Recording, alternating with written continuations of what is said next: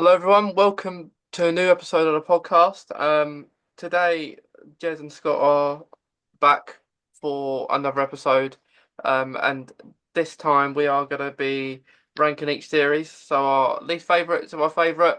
Um, a disclaimer: Jesper has only seen, I think it's seven series. Yes, one till seven. One Yeah, till seven? One up to seven. one up to seven. So that list will be a bit shorter than mine and Scott's.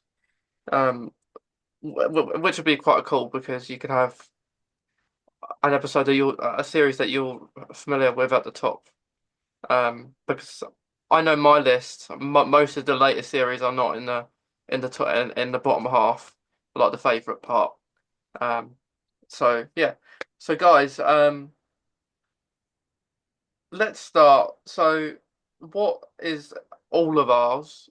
We could this is where it could get really fun because we could all have totally different answers each time.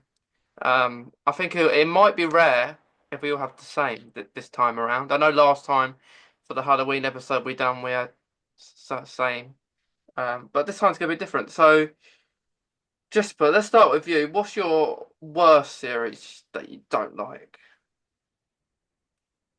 He's shaking his head in disapproval. Um, my least favorite series is series seven. Um, I do like some of the episodes, but it's just not really my sort of series. I know a lot of people are going to disagree with me, but Actually, no, a lot of people don't like Series 7. oh, all right then I'm all Yeah, right. yeah, because we have. I think that the thing that people don't like about this series that is split into two parts, like you have stupidly A and B. I don't really get why they called it that. It was just they could have done this separate series. Really, you've had other series, not Doctor Who, but you've had other things that have had four episodes or something like that because that's what happened. Mm. But Well, my controversial opinion about Series 7 is I agree that it shouldn't have done the A and B thing. yeah. And if I could change it, I would change when Amy and Rory left. I would have had them leave in the God Complex in Series 6, like have them have their happy ending, have 11 give them their house, them live their life, have them cameo in closing time, have that could still stay the same. And then the Series 6 finale could still work exactly as it is, because obviously most of that takes place in a different timeline that ends up being aborted. So none of that even ends up needing to make sense. Yeah. So you could have that still happen. And then I would have had Clara be introduced right at the beginning of Series 7. So we could have had a full series of Clara and 11 for Series 7. That way it wouldn't have been split into A and B. You've had more time with their connection. And that way, when he regenerates at the end of Series 7, it would have been more impactful for her. And then the storyline of her being upset at the regeneration for Series 8 would have made a bit more sense. True. True. That's what I would have done. Yeah, I think they're quite long, Amy and Rory. Yeah, it would have made more sense. So yeah, what about you, Scott, then? What's your worst one? For me, right at the bottom is Series 11. There's no episode in it that I enjoyed really. I never felt interested in the stories or the characters, whether it's the companions or the side characters. I never felt invested in the story. There were a few aspects of certain episodes that I did enjoy and I was looking forward to seeing developed, and it just never happened. My favorite episode of Series 11 is the New Year's Day special resolution, and that's it. That makes it bad, don't it? If the New Year one has to be the best. Yeah, I'll never understand why he changed it to New Year's, but that was still the better of all of the And, episodes, even with the bad jokes. and Sundays as well. Yeah, I hate that he moved it to Sundays. I'm so glad that it's gone Yeah, back. yeah, I'm glad too. Except from Christmas Day, or because you could have it on a Wednesday. I don't know what day Christmas Day is this year. Um, I actually don't know. don't know. because on Christmas Day you could have it any time of the week. It's weird. It just seems like a weekend anyway. Yeah. Um, but I've actually gone for the same. A series 11. Um, and yeah, they got the spider. That's where the spider episode is, isn't it? Series Yeah. 11. Yeah. Not the reason I don't like it. But the spider episode is probably one of the actually better ones in the series. Um, Yeah. but yeah, it just didn't have any storyline to it. No, like there was nothing in it that felt cohesive, that sort of there was no plot thread throughout the series, really. Like you had Simshar, however you say his name, show up in the woman who fell to Earth, and then in the last episode. But I wouldn't count that as a plot thread because he's not really hinted at. It's like they Like defeated him, isn't it? It's like they defeated him at the exactly. start. Yeah, I don't know. Like there was nothing about it that it bored me more than anything. Like there's it was so dull to me that I can't really remember anything about it other than like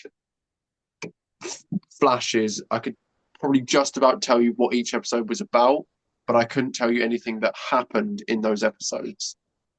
I literally forgot it was the finale.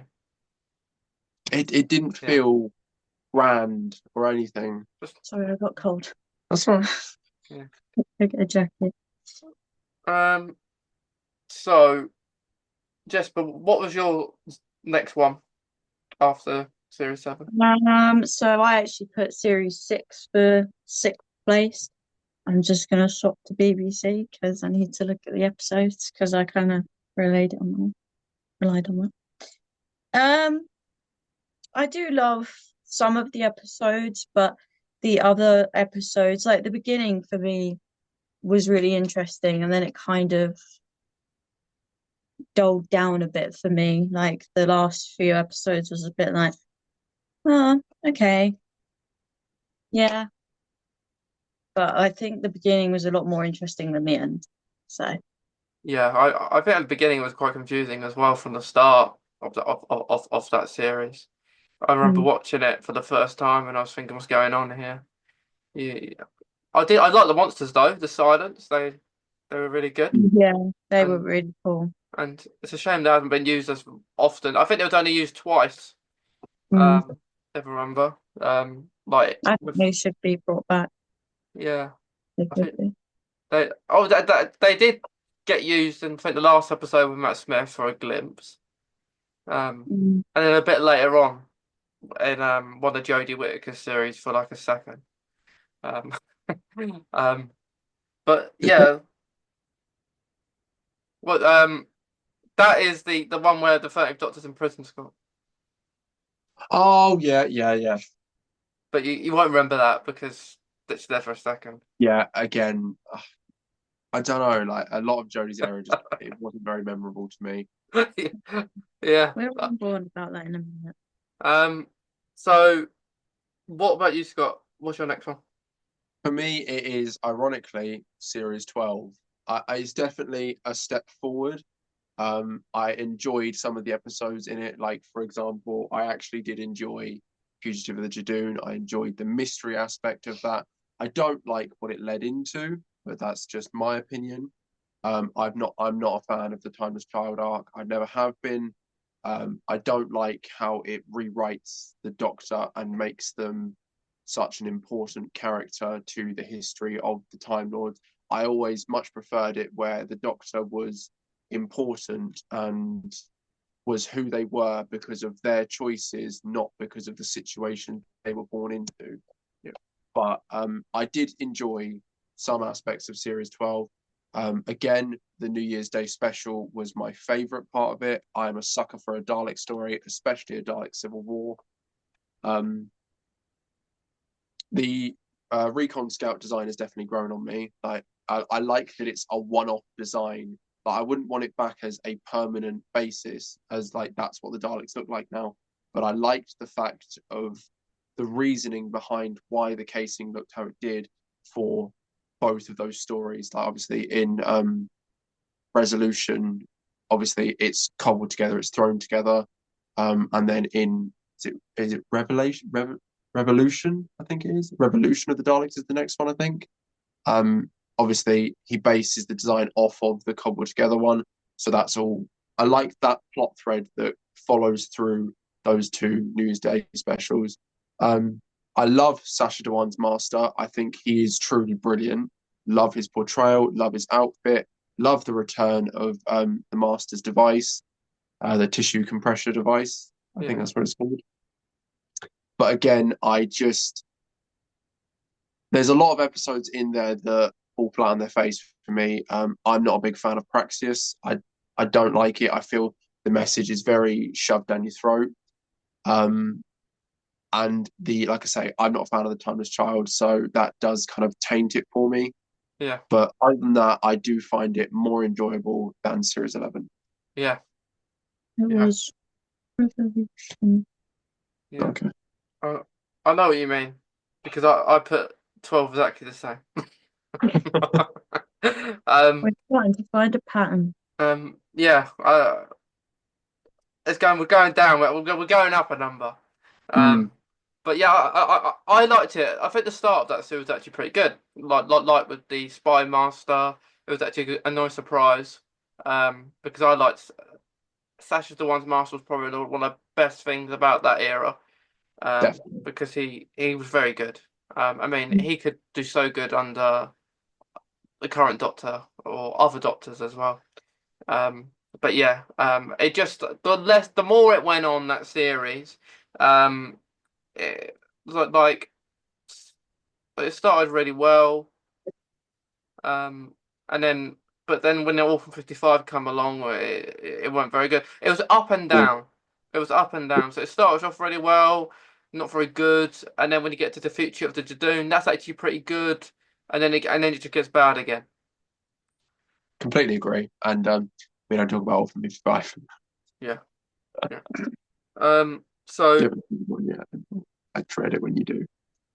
so what about Jesper? What was third on your list? It is series 5. Can we stop? Like, Series 5. And why was Series 5? there is it was getting very difficult for me to start ranking some of these. I'm trying to think why I put it there. But, I really do enjoy it. Like I really, really did. Um Is it because it's quite confusing sometimes in that series at certain parts? I don't even know why I put it there, to be honest. You just wanted to put number 5 there. Yeah, to be honest, I'm quite surprised why I put it there. How low? You've literally put 7, 6, 5. Yeah. It's next 4.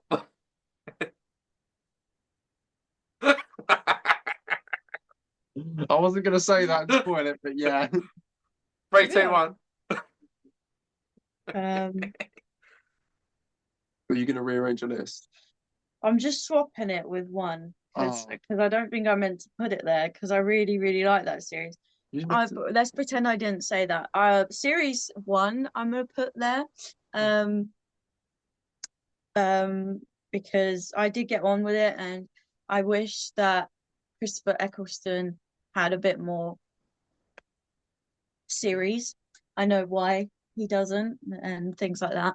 But I wish that we could have seen more of him. Some of the episodes I didn't like and were a bit confusing, to me. But yeah, so definitely series 1 was my first choice there. Yeah. Yeah. Series 1 is it's an underrated series, but I understand why you put it there. I'm sorry for the confusing. I really don't think I was meant to put my other choice there, to be honest. It's okay. Oh, I really messed up. It's fine, don't worry. It's okay. It happens in Doctor Who. They're always the wrong order anyway. Exactly. Okay, I just feel a bit embarrassed now. It's fine. Scott, are we going to get the same? Well, we might do because I'm about to put Series 13 because once again, yeah, It's Yeah, again, I feel Chibnall improved as he went along, but I just again, I never connected with his writing or his era. I absolutely adore his redesigns. Like he can really redesign a monster. I absolutely love what he did with the Sontarans, and I know a lot of people will agree with that. Sontaran on a horse, brilliant, love that.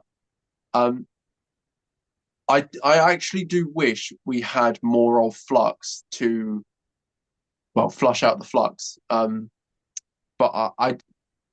the reason I put it again so low is because I really loved how it starts, and I do think it builds very well. There's a lot of episodes in Flux. Obviously, it's only got 6 episodes. I love that he went because he knew he only had 6 episodes, that he decided to tell one story with those 6 episodes. So it felt very much like a classic episode modernized. And I love that idea. I love the being taken to different places, but like it's everything is happening right after each other. You are literally going through the story at the same time as these characters, and I think that worked really well for it. However, I think that there was in the end too much going on. Like, for example, I absolutely adore Swarm. I think his design is fabulous. I think that he is threatening. I love the actor that played him. He portrays the villainousness of him to a T.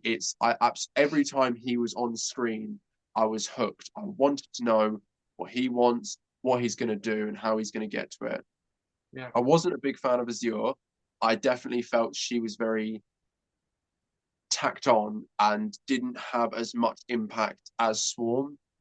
And I know that they were a brother and sister, but she felt very second thought. Like she didn't seem like she needed to actually be there. And the Grand Serpent, again, was another character that I don't know, I felt wasn't needed. If the Grand Serpent had just been Swarm and like you could explain it away with he's got a perception filter or some kind of a device that gives him a humanoid form, um, then fine, makes sense, great, love it. But the addition of that character, I feel, just meant that it was one more thing that needs to be wrapped up. And that by the last episode, Chibnall couldn't wrap it all up smoothly, so he had to quite literally split the Doctor into 3 different versions of themselves just so that he could solve all these different plot points that he'd set up himself. I feel like there was a lot of baggage during Flux that if he had just cut it, he could have had a really nice streamlined story that would have been perfect. yeah. I get what you mean because Swarm. Also, I still wonder who Swarm is because most of these people, villains you mentioned, were not explained who they are. Exactly. Like we don't get enough time to find out what their true motivations are, of what they want, how they're going to get it, where are they from. Like I would have loved a bit more information about like how the Doctor and Swarm first met, because Yeah. obviously all we're told is that they fought before, and that's all we're given. Yeah, it's funny really because that's the first thing they said. I said, do you remember me?" But yeah, that's what annoys me, and that's why I too put 13 exactly the same. Well, again, like I just I think the reason I loved Swarm so much is because He just looks again, like scary. He looks he was scary, didn't he? yeah, he was terrifying. Like his voice is fabulous. It's absolutely brilliant. But I just like, for example, the line where he says, "You don't remember me, but I remember you. Every battle we've ever fought, and this time it's going to be different," or something along those lines. I'm paraphrasing, but I was really waiting for like episode 5 to be the Doctor thinks they're going to win. They've like got a plan in place. Everything's going well. All of a sudden, Swarm turns around and goes, "No, you've played into my hands. I knew you were going to do this. This is actually part of my plan, and I've beaten you." And then episode 6 is the Doctor dealing with the repercussions and having to fix the failure. That was what I was waiting for. Maybe wishful thinking, but Yeah, it is. So, Jesper. What's next on your list? Series 4. Have you found the pattern yet? I'm joking. I do love Donna and the Doctor. After it got to like ranking 4 and above, it got a bit more difficult for me. Like I do really like the season, and it was more of me comparing some episodes to another episode, and obviously picking the other episode over series 4's episode. But I still love it. There's some episodes that I don't really like, I don't think. Okay. I'm just having a look. I mean, Turn Left, I hated. It's not a good episode in my opinion. I don't like it. Yeah, I agree. I'm not a big fan of Turn Left. Everyone went so quiet, so I was like, oh. No, No, I'm not a big fan of Turn Left. Um, I love an alternate universe, but I don't know. That one bored me. It felt more like a rerun than a different universe. I think as well the reason why I put series 4 there is because I don't like watching David Tennant's regeneration because how upsetting it makes me. So it yeah, upsets me. But I do love Donna and the Doctor, and they will be one of my favorite duos for a very long time. But yeah, there was another series, some more other series that came above that. yeah. That's understandable. David Tennant's the only Doctor I actually cried to. I haven't cried to any of the others. The same. Even Matt Smith or other ones. They just don't make me cry, and I'm not a crying person. And David Tennant's one, I think that's what he makes you do. Yeah, goddamn David Tennant. Yeah, yeah. It's sad. It's sad. Um, I cried at both 10 and 11. yeah. So Scott, it's going to be interesting if we have the same here because we might start to be different now. I think it might start differentiating now. If it doesn't, it's going to be so cool. Well, I think either it will start now or this will be the last one. My next pick for my ranking, I have series 14 or season 1. I love Shooty. I love his portrayal. There's just some things about the series that I didn't like. There's a couple episodes in there that I wasn't a big fan of. Yeah. I really don't like 73 Yards. I know that's probably going to be a controversial take because I know there's loads of people that love it and think it's brilliant and that it made a bunch of sense and that it was perfectly wrapped up. For me, I was left with far too many questions and far too many unresolved things to the point that it wasn't so much that I wanted more answers as much as I needed them for it to make sense. And I loved having Sutek return. He's an absolutely fantastic villain. I was really hoping we'd get a humanoid form of him, but he was built up so well and so brilliantly throughout the series that in the last episode, he does absolutely nothing. He hugs the TARDIS and sits around and waits for other things to happen around him. Like, he quite literally wins and then does nothing about it. And I'm sorry, but I don't understand why the god of death would care so much about Ruby's mum and who she is if she ends up being absolutely nobody.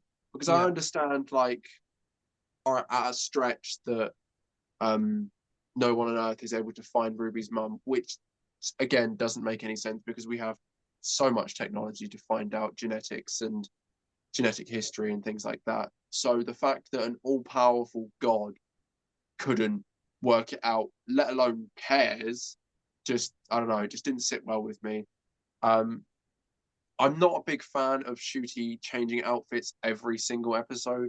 Like I do like his outfit from the Church on Ruby Road and Space Babies. If he did a similar thing to 9 where he kept the same kind of outfit but maybe changed the jumper every now and then, great. I'd love that. Same with like 11 changing the bow tie and his shirt. He does actually change the tweed jacket, or 10 changing his tie and his shirt every now and then. But I like that. I like the fact of still having variations, but the silhouette and the same basic idea Yeah. is always there for the outfit, and there's no outfit for pardon me, there's no outfit for Shooty that like I look at and go, that's his outfit. My favorite is my favorite, like I say, is the Church on Ruby Road and Space Babies. I love the leather jacket. I love the jumpers. I actually do. That is just my favorite outfit. It's very doctorish to me, and I Yeah. think it works. It's the outfit you picture him. Yeah. All I was going to say is like, if someone says, "What's the first thing that comes to your mind about the 11th?" You would say bow Bow ties, tie. and then like David Tennant, either Converse. Converse or long coat. Yeah. But obviously, 9 is leather jacket. yeah, and I completely agree with you. Shooty does change his outfit quite a lot, and you, for me, if someone said what reminds you of the 15th Doctor, I would probably go rings, because I'd say Sonic. Honestly, I would go with his Sonic screwdriver, and that's so vague to me. yeah, because all of them have them. Apart from I know some, There's a couple that don't. Yeah. but we won't get into that. But I do agree. Like, I did actually watch the Fourth Doctor thing. We watched the Tales of the TARDIS, Okay. Pyramids of Mars. I couldn't remember what it was called. I made them watch it before we went to the cinema to watch the finale. Okay. So I feel like, because obviously I've seen the final part of series 14. I'm not going to call it season. I think it was more of a. I think you've said this before, so I could be using your words. But Russell wrote. Oh my God, I can't talk. Russell wrote himself into a corner and didn't really know how to defeat Sutek in the end, so he just kind of did. Well, yeah, he kind of. This is the problem with like. This is his first season back, and he's brought back. His big bad is an all powerful god. So he started at like a 9 rather than starting at like, I don't know, a 6 and then build up to it throughout his series. He's started at a 9, and there's only like a little bit of space he could probably go after that to like build to the same kind of threat level. Yeah. He's started so high up that like there's not a lot else to build off of for future, because you're just now going to be thinking, well, he beat Sutek.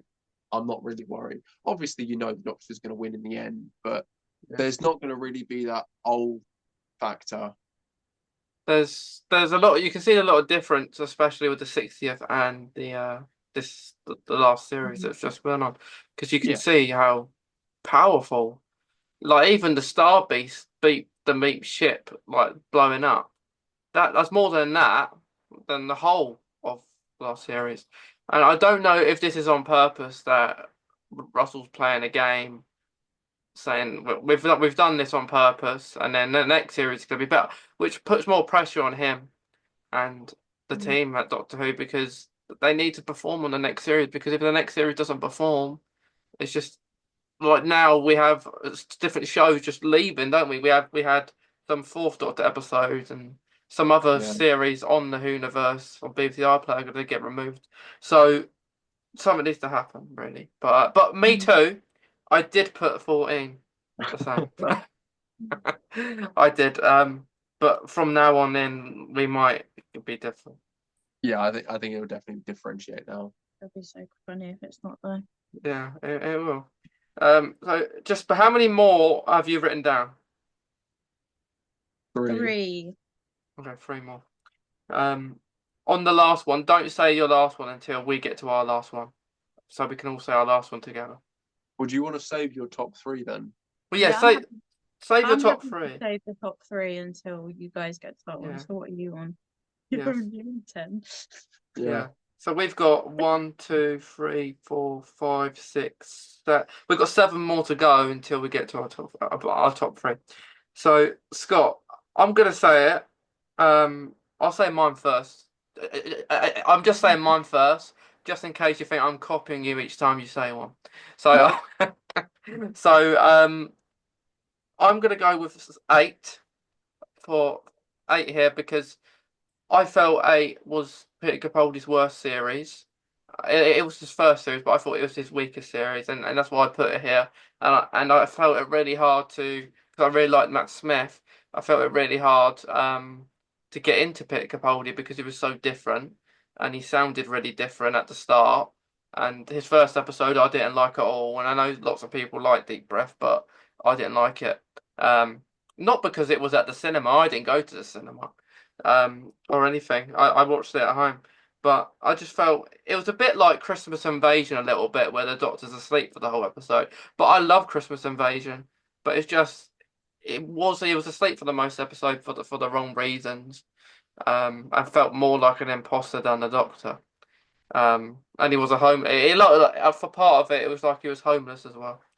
Um, so yeah, it took me a while until probably his last series to fully get into him, and then he left. So I couldn't get used to him anymore.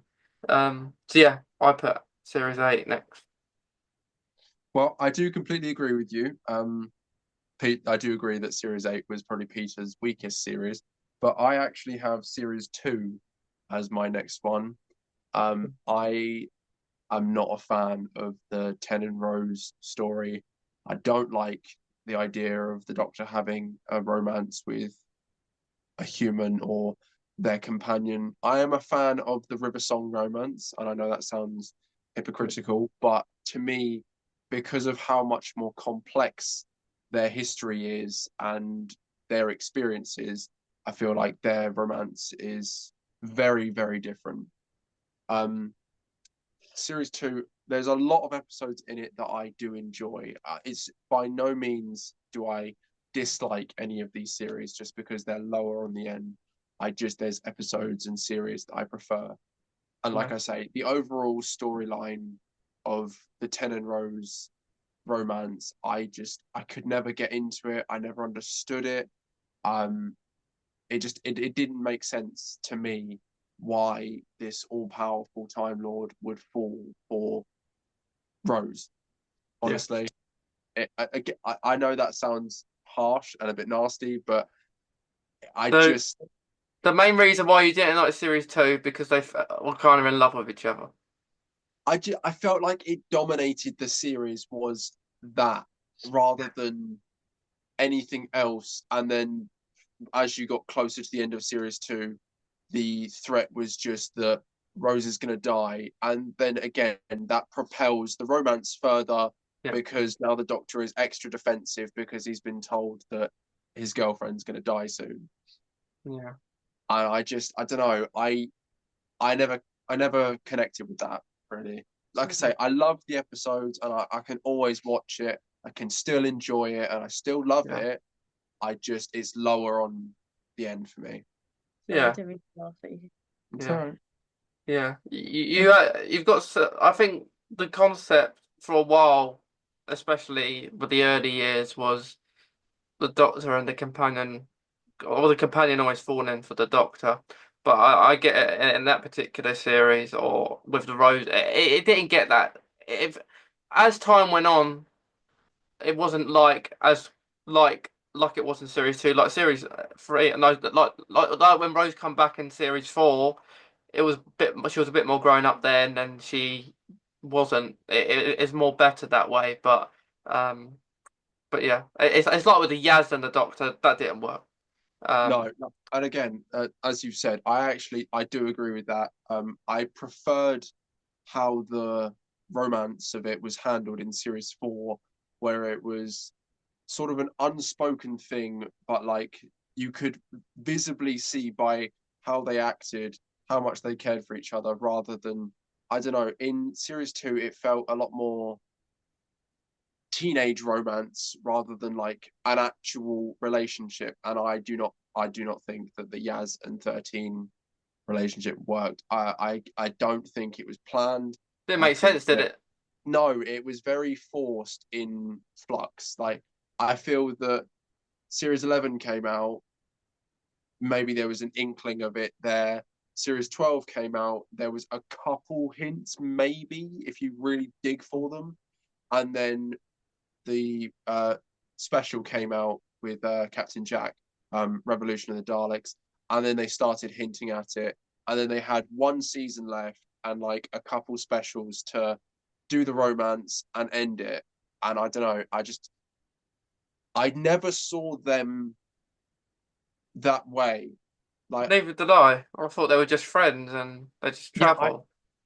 Yeah, I don't see them connecting on that level. Like if I watch anything of series 11 or 12, Hmm. I don't see them caring for each other in that way. I always saw them as a like a best friendship. Yeah, Ooh, friends are definitely. So you said number two. I did. Uh, so what was your one after number two? My number 9 spot was ironically series 8. Okay. And for all the reasons you said, I love Peter Capaldi, but it was such an abrupt and harsh change from Matt Smith. Obviously, Matt Smith was my favorite Doctor, and he always will be. So saying goodbye to him was so difficult for me. And getting into this new Doctor who was so radically different from him was it was whiplash. But I do feel that as the series went on, I felt his development as the Doctor from going from like him not truly understanding who this face, this incarnation of him is, and him growing and coming into it himself. And Yeah. I enjoyed watching him develop as the Doctor and Clara helping him along that way. I think that's what made me struggle as well, is because when I was a kid, um, I still do anyway, but I love 11. And when he regenerated and obviously Peter Capaldi came into it, I refused to watch it. Not because I think the actor's bad or anything, is because I don't like the change. I didn't want to accept it that someone else has taken over Matt Smith's place. And I was like, no, that's why I haven't watched from Series 7, because I didn't like the change of it. But as I've grown up now, I know change is not a bad thing as much, and it's not in a mean way before anyone goes, oh, but it's just the show. It's obviously acting. Oh, no, not like that. Leave. Why are you even on this podcast? I'm joking. Um, but yeah, so already Yeah. been. It's not Yeah. just I know what you mean because I didn't like it either. Um, I, You I, will onwards though, a I'm chance. going to. I am going I, to, because I've seen a few of Capaldi's episodes, and the ones that I love the most already is the ones with the black ones. Yeah, I know. his better ones, funny enough, are the ones where Clara's not there. Um, I thought he was better in his last series because Clara, the way Clara was with the 11th Doctor, she kind of turned into this type of mother figure to the 12th Doctor, which I didn't like. And at one point, they, they had this argument in one of the episodes where they're just shouting at each other, which I didn't like that either. So I felt that the 11th Doctor was better with Clara, but Clara was with the 11th Doctor at the wrong time. And what they should have done is, like you said, Scott, earlier, they should have got rid of Amy and Rory earlier, to have Clara earlier. But it's like we knew Clara anyway, because she would die and then she'd be alive again so many times, a bit like Rory. Um, Mm. but yeah, but it is hard. So but what I put after I put 8 was 9 actually. I put 9 because these Peter Capaldi series weren't my favourite. They got better. Um, and this one was a little bit better, series 9, but there were episodes I didn't like. Like it started off really well, bringing Davros back, and then you had the Under the Lake episode at the time. That two-parter I didn't like. Because at that time I think Doctor Who was on at 9 o'clock in the evening. Strangely enough, I don't know why they did that. I don't know if it was because of scary episodes or something or the schedule, but I I did like the start of that series. Um, but then in the middle it just got like the ones with Maisie Williams I didn't like because they didn't make much sense to me. Um, but then it got good towards the end, and it was a surprise that Clara how she left. But then she got it would have been good if she didn't come back. I think, but yeah, it was better than the first one, but I still didn't rate it that much. I just realised you're going to start getting a few spoilers now, probably. Yeah, I also thought about that too. Yeah. Also, I feel really bad that I called it just a show. I didn't mean it in any bad way. I was Babe, just trying to. Babe, it's fine. Chill. I panic over the smallest things. It's all My right. next ranking, the next pick I've got for my ranking, I've got series 3. Again, I do really like this series. I think it's brilliant. I love John Sims Master. There's quite a few episodes in there that are truly, truly spectacular. Obviously, the whole Family of Blood, two-parter, that is truly So good. perfect. Sorry Blink to cut is you off quickly, but I just want to have a quick Just mention go. of who played the brother in the Family of Blood. Is it the brother? I don't know. I don't know who you're on about. Oh The yeah, guy. I know who Yeah, you mean. I thought it was Baines. the brother. Or do you, Yeah. Baines, or are you on about No. I the, am on about him. okay. He's a really good actor. Yeah, he's a phenomenal actor. He Yeah. plays son of mine to a T. Mm. He's terrifying in that role. And the cliffhanger of him is just chef's kiss. It's so good.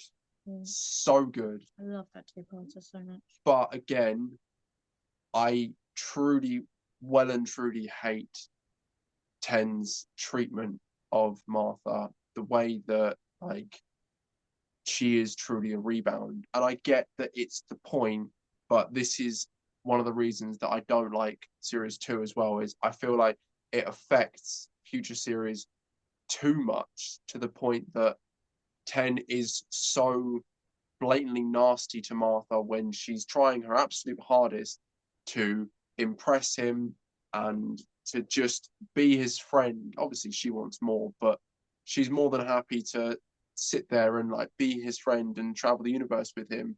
But he can't help but just go, oh, by the way, Rose did this, or Rose did this better. Rose could have done that. I wonder what Rose would have done. And I hate that. It's like sorry, when he took Martha to New York, and then he really took Rose there, and she got Yeah, I don't get upset. why she got funny about that. Like, I understand the whole like, oh, you're bringing me to the same.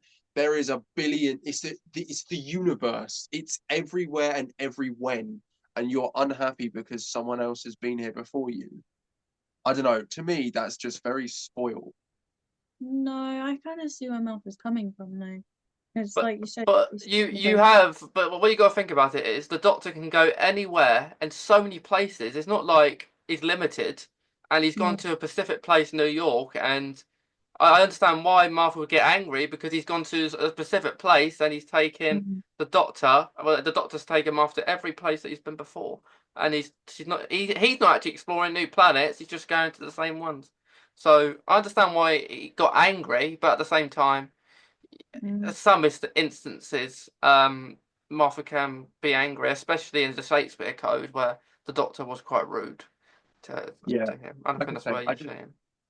I do understand that point. Like, I do get it, but at the same time, I can't help but just think, yes, he's come here before with someone else, but you still haven't been here, so this is still brand new to you.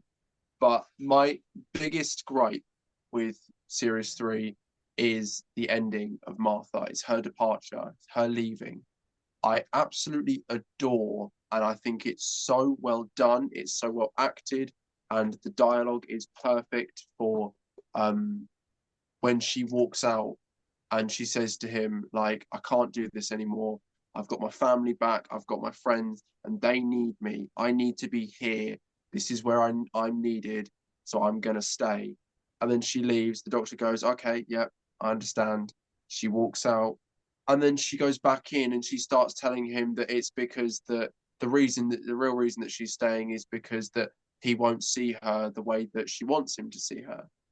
And I think that spoils her development of her character. Like, obviously, in the very last episode, she's just met, is it Tom Milligan? Tom Milligan? I Something? think it's Milligan. And she's like gone over 10. So she's met someone who, like, she can move forward with and have an actual future and a life with.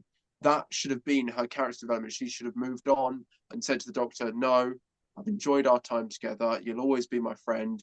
Here's my phone. Keep in contact. I'll see you again, mister. But I'm needed here. this is where I want to be. That would have been a powerful and strong ending for her. She would have decided that's where she wanted to be, that's where she's needed. But then she turns around, goes back in, and to me, it ruins it because she turns into, oh, well, you don't like me, so I don't want to stick around. Mm. Yeah, No, I know what agree. you mean. I know what you mean. I don't know, like it leaves a sour taste in my mouth. Yeah. Otherwise, the series is brilliant and I love it. Like I say, John Sim's master is fabulous. So brilliant, like 10. Brilliant. I can't Yeah. say it like he says it. Oh. Brilliant. We said it So in very many different ways, so it depends how you wanted to say it. He kind of says it very high pitched, and I feel like if I tried to do that, my voice would crack. Yeah, like I feel like my voice would crack if I tried to do it. I thought everyone else tried it, so I tried. I didn't try, did I? Mason tried as well. brilliant. Oh, So where you put number 3, I put 10. So I'm going down with Peter Capaldi's series. So like series 10 was it was good. It was probably his best series, Peter Capaldi's, but I just couldn't put it above any of the Matt Smith series. Really, I quite like them more than anything Peter Capaldi did. And a load of people tend to like what was it, Heaven Sent? Yes. And I don't like that. So, but there are episodes in there I really like. Like there's so many, like the 2-parters, the 3-parters in this series are really good. Missy and the Master. But yeah, I think Bill was really good, and it's a shame that she didn't continue with the 13th Doctor because I think that would have helped the 13th Doctor a lot at the start. I would have loved to see their interactions. That would have been brilliant. Yeah, Bill's story is sad. Yes, very sad. I have seen that one. I've seen some. Again, though, like I said earlier, if Amy and Rory had left in the God Complex and we'd had a full series with Clara, that means that she'd have left earlier and we could have had Bill sooner. So we could have had 2 seasons of Bill and 12. yeah, it would have been good. Oh, sorry. Oh, I think Bill and 12 are quite a good duo. They're perfect together. Yeah, that I prefer them over 12 and Clara. Again, I love their dynamic. We'll get to that in a minute. yeah, yeah. They're really good. Um, so you after 3, Scott, who did you put? After series 3, I've got series 6. Um, like I say, I'm a massive Matt Smith fan. And I love the fact that I love Moffat's use of time travel where the end of the series happens at the start. So everything after that, it's building towards what happened, but you're now figuring out what led to that, what was the cause of it. And I love that throughout all of Matt's era, there is always something else. There's always more questions. Like obviously in series 5, everything leads up to the TARDIS exploding, and then all of series 6 is finding out, well, why did it explode, and then finding out why the Doctor's dead, and then at the end of obviously series 7 with Matt's last episode, you get all the answers. Everything's laid out. It's all wrapped up nicely. I think it is tied up very well, in my opinion.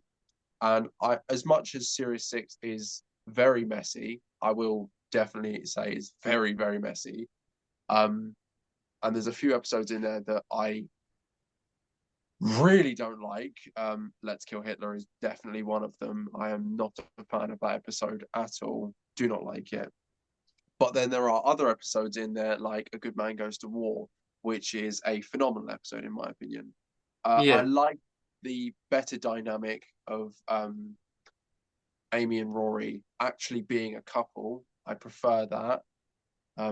I think their relationship is handled a bit better. I don't like that we still have to keep reliving in the whole Rory's doesn't know if Amy means the Doctor or him. I don't like that's like rehashed from series 5. But all in all, I think it's a solid series. Yeah. I don't know. I feel like where I put it is quite a good position for me. Yeah, I agree because I put it there too. Oh my goodness.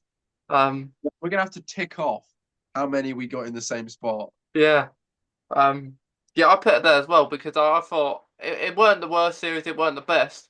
So in the middle there was a good position. Like you, um, I think Jesper said earlier when about Series 6 that the start was pretty confusing, like the Impossible Astronaut Day of the Moon. I quite liked the Curse of the Black Spot. It was interesting, something Mm. different. Much better than the Legends of the Sea Devils. Oh yeah. The Doctor's Oh, Wife was pretty good. oh, I Um, love that episode. Really do love the yeah. Doctor's Wife. The That Rebel's episode does Flesh. make me cry. The Rebel's Rebel Flesh, Flesh almost is people actually quite like. Um, there was just, I actually, there was more of the episodes towards the end that I didn't like it as much, but it was, I liked more on there than probably two whole series of Peter Capaldi. At the time when I first watched it. Now I like more episodes, maybe more Peter Capaldi than I did. But yeah, it's not the best, but it's not the worst. It's just the confusing writing of Moffat in Mm. this one. Scott, I wonder we're back on the track to now we've got one correct again. Are we going to continue the pattern or is it going to be lost again? The pan is going to be lost because at my number 6 spot, I have Series 9. Okay. Um, I think this is definitely where Peter Capaldi, his Doctor, starts to settle a bit more. He's not quite as angry. I don't want to say angry or aggressive, but as I'd say grouchy more than anything. Grumpy old man. Yeah, he is a grumpy granddad, which is his Doctor in the early series, really. Um, an unpopular opinion, I actually do enjoy Sleep No More. I like that it's experimental and that it tries something different. There was originally plans, I think it was for Series 10, there was going to be a either sequel or prequel episode to that was going to give a bit more information about it, that would have set it up or resolved a bit more of it. And I feel that if we had had that episode, people might be either a bit lighter or a hell of a lot more harsher on it. But I love the return of Davros. I think it was handled very well. I like that he was skeeving and conniving as usual. I like the fact that we got lots of different Dalek designs all in one room. I do wish we'd had more of an explanation of why that had happened, because I'm pretty sure in a few scenes there is a renegade Dalek and the Imperial Special Weapons Dalek in the same room, which would have never happened.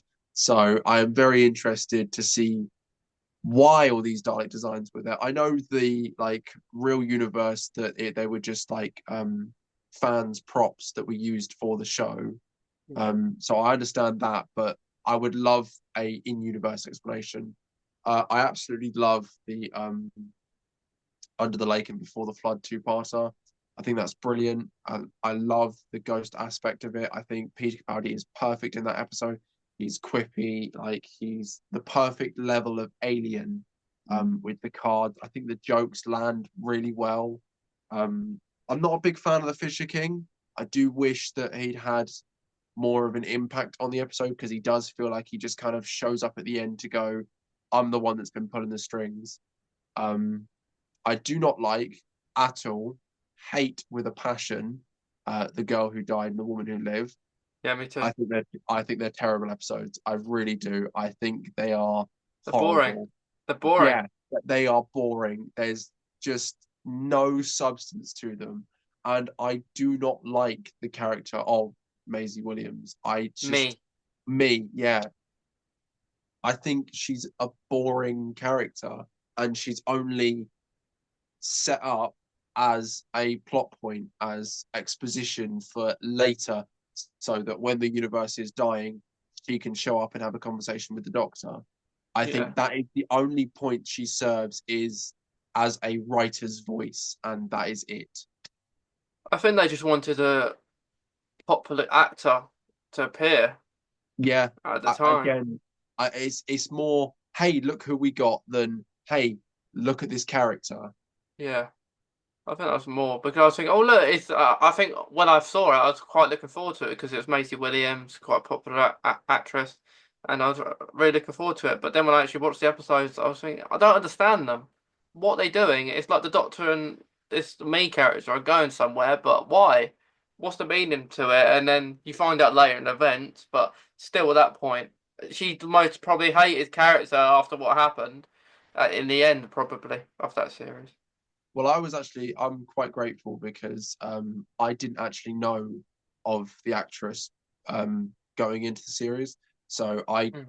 when she showed up, I just saw her as another character. So I'm glad that I didn't have that, oh my God, I love this actress.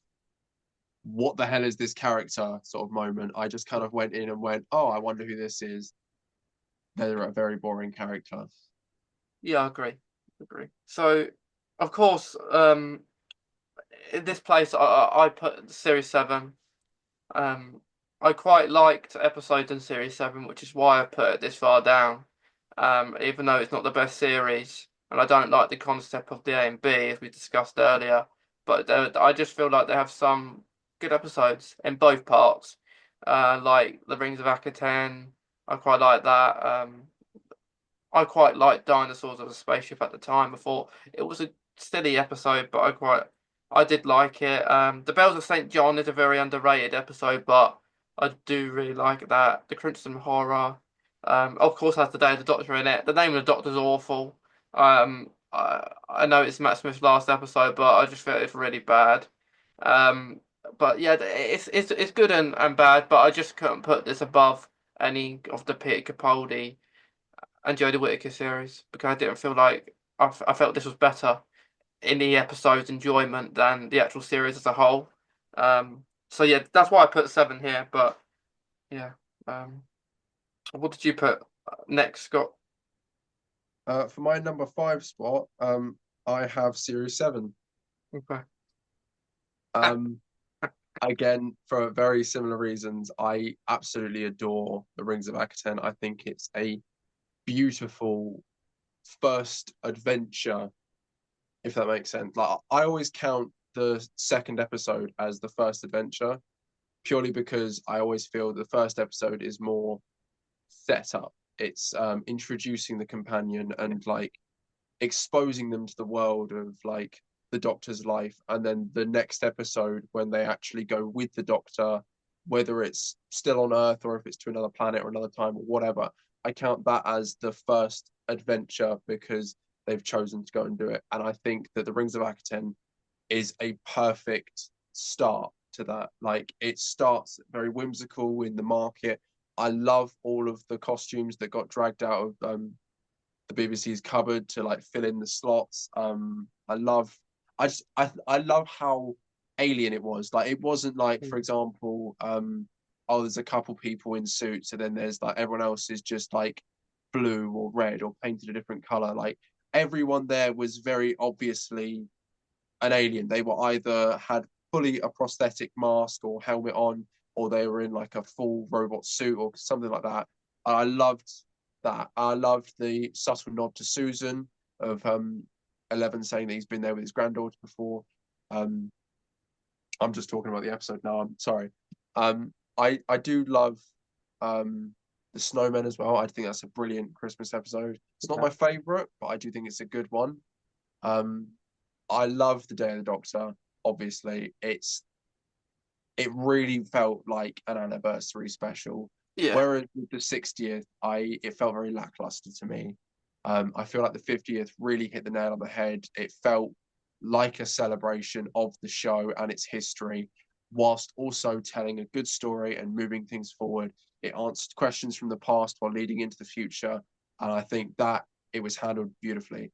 I love Matt Smith's last episode. I think it is a swan song to him. I yeah, like how things are wrapped up. I like how there's lots of things happening, but at no point to me did it feel bloated. Like there's lots of action in it. There's always something is happening, but there's plenty of moments where the characters get a moment of calm or they get to talk to each other in a situation where it's just them in a room and they get to have a conversation. yeah, I'm not a massive fan of the first half of Series 7, I will admit. I like Asylum of the Daleks. I do love Dinosaurs on a Spaceship. Town Called Mercy is okay. I'm not a big fan of Power of Three. I really don't like that. Angels Take Manhattan is a good episode. It's not my favorite. Lots and lots of plot holes in it. I really, really, really, really cannot stress how much I hate the idea that the Statue of Liberty is a weeping angel. That is the stupidest idea I have ever heard. How the hell would it get from the island to that building with no one seeing it is impossible. It's literally called the city that never sleeps. And I That is do quite think, funny. yeah, it's very funny, but at the same time, you think, oh my God, wait, hold on. Someone's got to be looking at it. Yeah. Like I say, I think Series 7B is far better. There's definitely some episodes in there that I'm not a big fan of. I like aspects of what's it called? Oh, it's gonna bug me now. The Cyberman episode. BBC up on my phone. Oh yeah, Um, Nightmare in Silver. that's the one, Nightmare on Silver. Thank you. There's aspects of it I like. I'm not a big fan of the Iron Man redesign for the Cyberman. Um, I do like the idea of the Doctor being taken over by the Cyber Planner and having this internal struggle, and it being beaten by a game of chess. Like, I do like that Oh, that idea. was good. Yeah. Matt Smith's portrayal of the Cyber Planner, I don't like how eccentric it is. I feel Yeah. that like the Cyber Planner should have been more cold and calculated, and then the Doctor be the more eccentric side of that. So I do like it. Again, like I say, I just some aspects of it I think should have been played a bit differently. But I'm gonna stop rambling about Series 7 because otherwise we won't move on. Yeah, I understand all your points that you've said. But I think for me, I've said series two actually. Yeah. Um, the series two didn't make it to the bottom three, but the reason I liked it because uh, it's the first series for David Tennant, and although I did not like some parts, like when I watched it originally, I loved it. I liked all the episodes in it, but when I look back, I feel like there's too much Cybermen and Daleks in this series, which isn't good. But it has one of my favorite episodes in there, which kind of helps. That's why it's so low down because it's Get on the Fireplace, which I really love. Um, but there are. I don't think the finale is the best finale that there's been. It's good, but for me, it's not sad because series you see afterwards doesn't make it sad anymore. If Rose never came back, then that would be sad. But I she would have did. loved it. Yeah, I would have loved it if there was a lasting consequence of she did just get trapped in another world. I because obviously I haven't said it yet, so obviously Series 4 is going to come up at some point. I do love Series 4, but the ending is very fairy tale ending where everyone gets a happy ending. Yeah. Except Donna, obviously, but even then, later gets fixed. Yeah, yeah. I think the things with it's really trick. It's really trick because all these people die, but they don't really. Like Amy dies, Rory dies, Rose supposedly dies, but they're not really dead. Like Amy and Rory maybe are, but they're not. But they could easily come back because they could be in the other world that they're in or other I think, dimension. yeah, I Um, think very, very few companions have like actually permanently died. Obviously, the main one that comes to mind is Adreg, yeah. and I. It's going to sound a bit dark and a bit morbid, but I do wish more characters did just die and was just a permanent. They're dead Yeah, now. They're gone. I like consequence for actions because if everything's undone, it takes away the weight of the action itself. And like you say, when you go back and rewatch series two now, you don't get the emotional hang up at the end of it when Rose is trapped on a parallel earth because oh well, we know that she's going to get a happy ending in two seasons anyway, so it doesn't matter. It's like Mm, the ending of Donna. For me, some people have told me I'm wrong, or that they don't think this way. They just think it's sad anyway. For me, the Donna ending. I know we're going to come to series 4 in a minute, but the Donna ending is ruined, in my opinion, because of what happens in the 60th. For me, it's mm, ruined, and it's not sad anymore. And it was really sad in series 4. It's probably one of the most sad ones, but they Yeah, ruined it because what happened in the 60th anniversary. Because they brought Donna back, and I didn't like the Star Beast. I liked it, but it was my least favorite special. I Um, don't like I um, don't like how easily her problem was fixed because she had a child. no, that really, really annoys me. And again, it felt very much like a cop out. I love Donna, and I obviously want her to have the happy ending. And when she was coming back, I was excited, as many people were, but I don't like the, like you say, how easily the meta crisis situation was handled with just, especially the offhanded comment of like Donna just saying, "Oh, just let it go." I don't know, like the fact that she had a child splitting the meta crisis. Okay, I can get by that, like it giving you a bit more time, but the fact that that gives her the brain space to yeah. realize that she just has to let go of it, I don't know, it bugs me. And what annoys me is I feel that there was a simple solution to this as well. The way I would have personally, I wish I could have said to Russell, why don't you do it this way, just as an idea, because I feel that there's a way they could have gone about it that would have added stakes and not taken anything else away from the specials itself.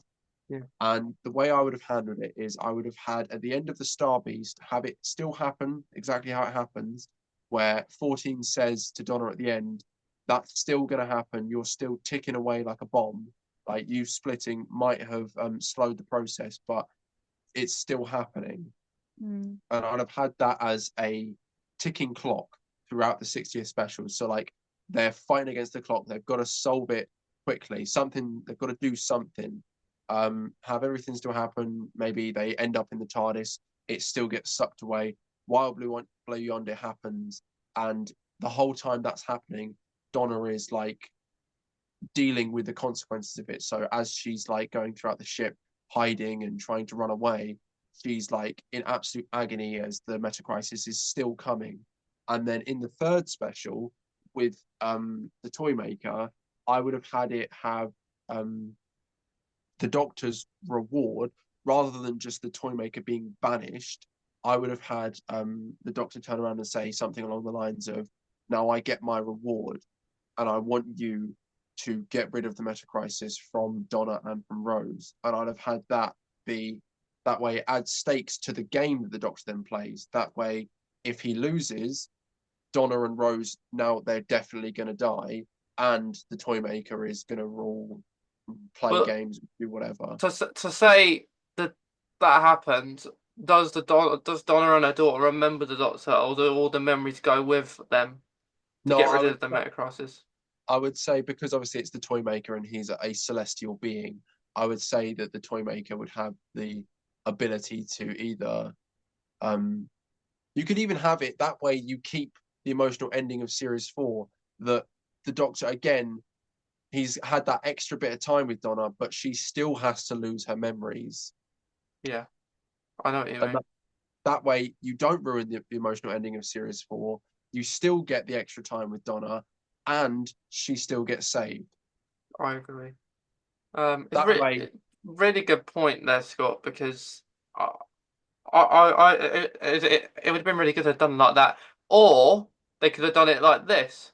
What they could have done was they could have had the toy maker in every single special, which we all thought was going to happen in the first place.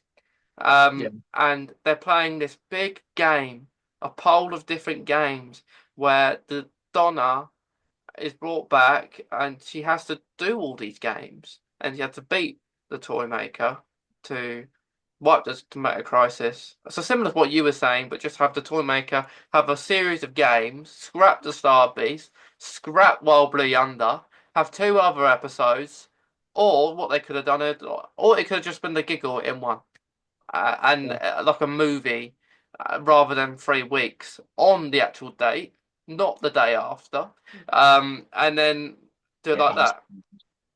that was really weird when they did that. I Yeah, did not agree with that. I remember like in the lead up to the 60th anniversary, um, me and my friends were trying to like work out how they were going to do it. I honestly thought they were either going to do like um, the three specials in 3 days, so like have yeah. Starbeat on the 21st, then on the 22nd, and finale on the 23rd, or even start on the 23rd, or have all three come out on the 23rd. I was really trying to like work out how they were going to do it, and then eventually I did think to myself, well, what if they did the Star Beast on the 23rd, and then like it would work in the few weeks, it would take you into December, and you'd only have like a week before the next Christmas special. So it would have worked out nicely in a line, but I think what they should they have didn't do done that. is they should have had an Easter episode. Let's say the Star Beast was the Easter episode, and then you had an autumn episode, Mm, a little bit before the 23rd, and then you had the giggle on the 23rd, which was the final. So they could have done it that way, but you would have been waiting months on end for each part. Um, but yeah, what I felt, I think these are really good ideas, but what I felt really ruined the Star Beast was they was they do this sometimes. Doctor Who it can either turn really good or really bad, and in this aspect, it could a little bit of both. Because I think they were trying to make because Rose, the character of Rose, Yasmin Finney, is trans, and they made that part of the storyline in it. And I think where they're saying "Let It Go," they're implementing her being trans as well, like trying to save the world, which is really good. But at the same time, it can be really damaging, but as part of the story because it didn't make much sense as part of that story, mm, to watching it, and especially the scene where the doctor they were basically saying you should go back. When they said let it go, but they were basically saying a man can't do it and a girl can, like letting go, which didn't make any sense because he's just let go to be a man from woman. So it's really complicated. I felt the Star Beast and those aspects. Um, yeah, like I say, I just feel that the Star Beast was the weakest because it kind of wanted to wipe everything away and give itself a clean slate. And the only way it could do that was by making very shortcuts of kind of going, oh, the meta crisis, just forget about it. yeah, it don't like it, and I saw a friend said to me, they said, I disagree with you. I think it's still as sad, and I think it makes it even more sad seeing what happened in the 60th. And I don't judge. I don't judge opinions or anything. I just think I don't agree with that. I think I'm not sad anymore when I watch series 4 finale because unless Donna died in the 60th, I'd understand. I Um, was kind of expecting her to sacrifice herself for yeah, Rose in some small way. Like at the end of the Star Beast, when Donna is saying, like, 14 saying to her, but you'll die. And she goes, but my daughter yeah, will live. I loved that aspect of it and I really felt it, especially because at that point, obviously, Donna didn't know the doctor and she was a mum and she was just fighting for her child.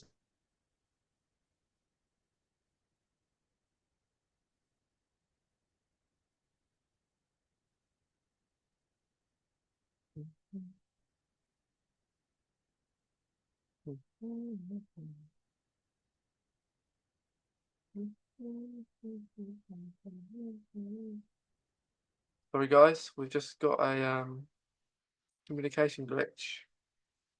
We're back in a minute. Yeah.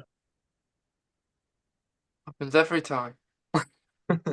You ramble too much. That is definitely it saying, right, you've rambled too much, move on now. Yeah, I was just gonna say before we do move on, I wanna with Rose, her character wasn't used that much in the finale of the recent series. She was just No, in there. I must admit, I do wish we had more of her because I am interested in her character. Like, Yeah, I I like like her attitude, and I like that. I think she bounces off of Shooty very well, for example. So I wouldn't mind seeing like her join Shooty and um, obviously not Millie anymore because she's not there. But oh, I can't remember her name. The new Oh companion that's yeah, gonna be Vereda or Sethu. yeah, Verada Sethu. I would love to see like Yasmin join them, and like I'd love that to be an episode, and maybe have a couple like lines of her saying, "Oh, did you bring my mum here? Or is this how you treated my mum?" Like you can have some real conflict between them. Actually, I would like to just jump back quickly. That is one of my biggest things with series 14 is there is no conflict between Shooty and Millie. There is at no point do they bump heads at all, and it doesn't feel real because they just get on at every point. They agree with each other no matter what, and I What don't know, about like in Boom? What about in Boom? I don't know, like I don't really see them disagreeing with each other as much as she. I guess that's the only point. Yeah, okay. I have only watched Boom once, to be fair. I need to rewatch the series, but again, like it only happens once. Then, Yeah. like with Donna and Ten, obviously it's the most common. But even with like Rose, she went against Ten constantly, and even Nine, she was constantly disagreeing with him. Amy did it all the time. Clara was just stubborn. Martha was very headstrong. I like the idea of companions standing up and fighting and saying, "No, I don't agree with that." Like Rory when he punched the doctor and said, "Your girlfriend isn't as important as the universe." And he punched him. Yeah. Yeah. Right. Should we move on to number 4 now? Yeah. So what did we before we started talking about 60th? What did we actually say? What was your last one you said? The last one I said for number 5, I said series 7. Okay. How And did I you? and then I said series 2. I don't know. So what's the one you said after? This is the last one before we get into our bottom three. Yeah, So it's what did you say? but my number 4 spot, I have series 10. I think it is Capaldi's best series. I love his chemistry with Bill. I think they bounce off each other perfectly. I love the stakes. I'm going to try and keep it vague because obviously Jez hasn't seen this yet. And there's a very key point in an episode. You might know which one I'm on about that I'm going to try and keep hidden because, like I say, I think it adds a new level to the Doctor where he now has to handle this new situation that he's not been put in before. And I like that it has lasting consequences Yeah. for at least a couple episodes. Yeah. I know what I you also mean. love the dynamic of 12, Bill, and Nardole. I think the three of them is perfect. I love the fact that Nardole kind of comes in and out. Like he's not a permanent companion. He's not used too much, but he come when he does come in, their interactions are just lovely. I think it's brilliant. That's good. So for me, I put series one just out of the bottom three for me. I really liked series one. Um, but I just liked the other series more was the only reason why I put it fourth. But it's one of the best series. But yeah, it's I know Peter Capaldi, not Peter Capaldi, Christopher Eccleston, not yeah, Christopher Eccleston. Um, I liked him, and I do wish he did more. But the episodes he's done were brilliant. Like Dalek is one of the best Dalek standalone episodes. Him just shouting at a Dalek, for an episode. I think anyone would love to do that. Maybe feel sorry for the guy in the cage. Um, but yeah, that one, Father's Day, Partners of the Ways. So you had some really good moments with him as a doctor, and I'd like one day for him to come back, maybe for an episode with another doctor. I think he'll be really good, but I don't think he will. But I've seen other No, stuff he's in. He's brilliant. But yeah, I series one is an underrated series in my opinion, but I quite like it. I think I actually cried at Nine's Regeneration. I don't remember. I I don't think did. I did. I didn't understand what regeneration was at that point, so I didn't cry. Yeah, I think I did. I might have cried a little bit. Yeah, Right, well, we're in our top three now, yeah, so you can join back in. Hello, yeah. I'm back, everyone. So, Right, let's start with you then. Sure. My third or bronze series is series 5. ooh, Um, I really, really do enjoy that series. It's got Hungry Earth, Cold Blood, amazing. I love them so much that I forgot what they're called. oh yeah, what? Oh yeah, the Silurians, Time of the Angels. No, the Silurians. there you go. I love them that much. They just went out my brain. And yes, the Weeping Angels, love them. And I love, love, love Vincent and the Doctor. I love that episode so much. I would love to go to the museum with where Vincent. The Um, Mose d'Orsay. yeah, No, it wasn't actually filmed there. It's Luna. I know, but I'm just Yeah, Sorry, our cat's scratching at the door. yeah, like um where it is, it's there's no Vincent paintings, unfortunately. No. really? Yeah, No. That's baby, so sad. babe, I love you, but the all of the visuals for that scene are like split up from a bunch of different museums, and that last bit where there's all the Vincent ones is a set. Oh my God, that's heartbreaking. I would go to Amsterdam or Holland if you want to go see Vincent van Gogh paintings Yeah. I'll do that. and just pretend that it's there. But Yeah. I have been there. It's in the same place that the Pandorica Opens was filmed, Oh, So we could hit two at once. nice. and you know the dinosaur enclosure in the Pandorica Opens part, where little Amy's wandering around at night Oh in the yeah. museum. Yeah. That's there. The Okay. dinosaur enclosure is still there. It's actually pretty cool. So when I was there, I was confused because they were telling me where the Pandora's box was, like the big Pandora's box, and they were saying it's on the stairs.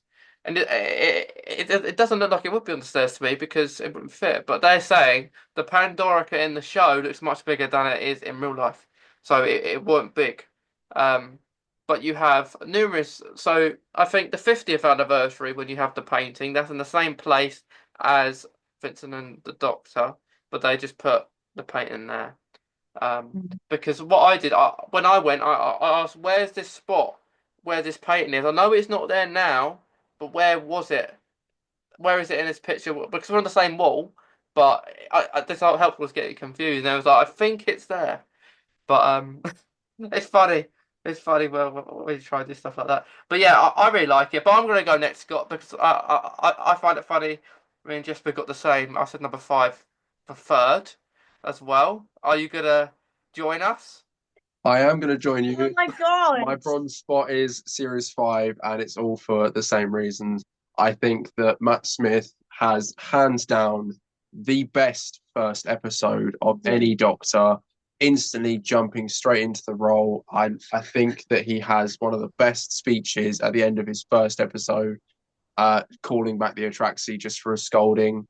I love his relationship with Amy at points. There's certain aspects of it again that I find very questionable and not a big fan of, but I love some of the other episodes. Vincent and the Doctor is the perfect allegory for depression, being a monster that only you can see and only you can fight yourself. I think it's handled perfectly with.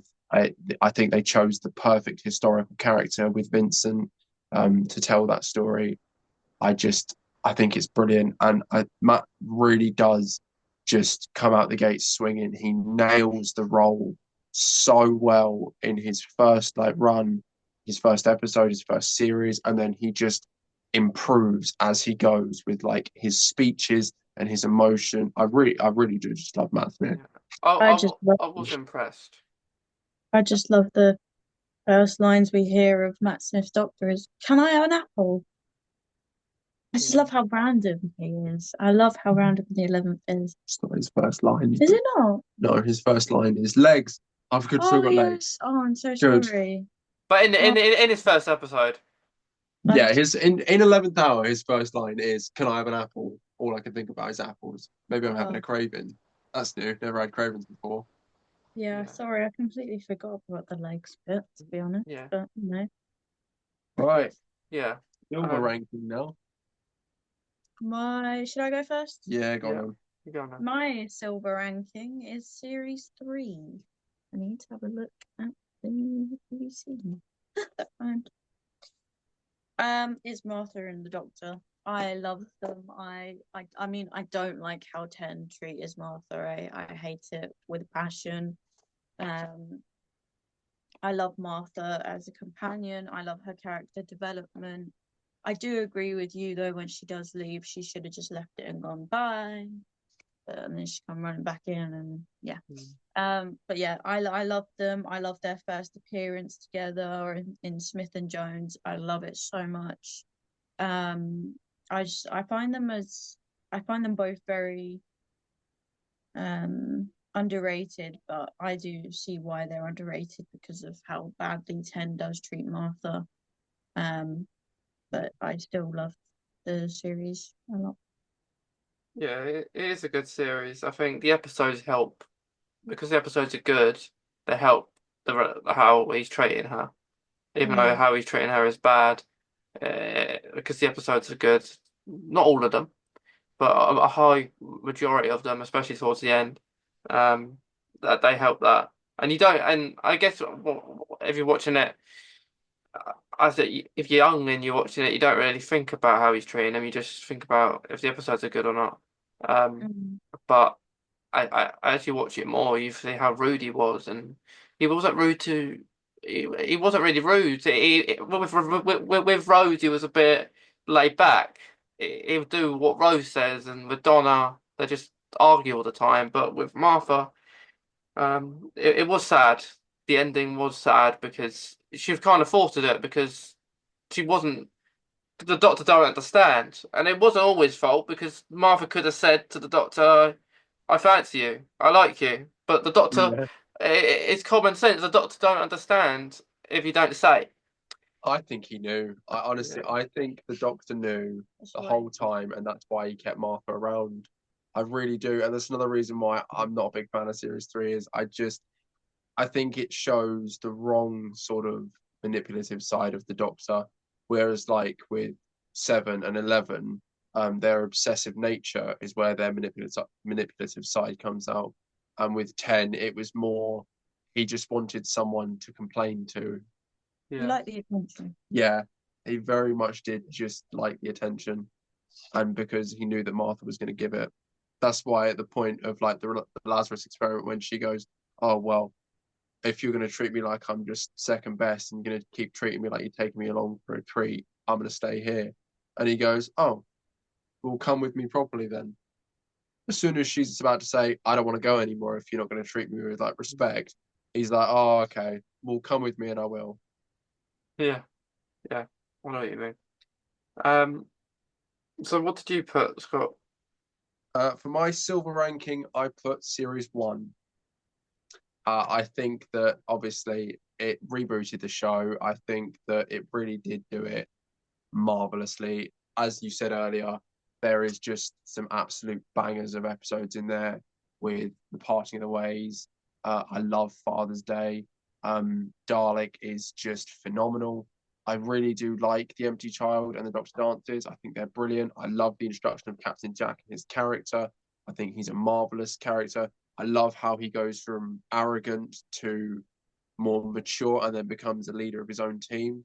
I love Christopher Eccleston's portrayal of the Ninth Doctor being you can tell he has just gone through something like, and obviously you don't get any information about it until years later, but Yeah, you know that something so traumatic has happened to him and he's still struggling and fighting for what he believes is right. And I think he handles that and portrays it so beautifully. And like I say, there's just some beautiful moments like 9 meeting the Emperor of the Daleks for the first time is just it's one of my favorite scenes. It's brilliant. so it's so well shot, it's so well acted by 9, and like you feel the fear on his face as he knows that not only has he survived, but so many Daleks have survived. So it just adds a whole new perspective of like, was what he did even worth it? Yeah, it's that seemed really good. I like the second part more than Bad Wolf. Even though Bad Wolf was good with the Big Brother house, it's funny, but there wasn't much else to it. They were just trying to. It was a bit slow at the start, but the parts of the waves were brilliant. Um, but for me, I put series three as well. Um, I I had to put it there because I, the story there was a storyline to it, and it was a bit better than series two. For me, although I liked series two, but when I first watched it, like series two and series three, I just loved them all. I mean, if from series one to series probably seven, I thought it was really good, and then from series eight, it just got rubbish or worse. And I don't think it's been the same since Matt Smith has been the Doctor. Actually, for me, Doctor Who, even the current series with Ncuti Gatwa, I think he can be a really good Doctor, and he is, but he just needs better writing Yeah, and it's said definitely not the better. same. And it's weird because it's Russell T Davies. He's writing his episodes, and Russell T Mm. Davies is decent at 60th. I'll say decent. They weren't extraordinary episodes, but they were all right. And I thought if they followed that concept into the series, it's going to be good. I'm impressed, but then they didn't. So I'm hoping the Christmas special's good. But Stephen Moffat is doing that, and I think it could be okay. But uh, yeah, so I, I I must admit, I am really looking forward to another Stephen Moffat Christmas special, yeah. especially like with that small short that we've been given.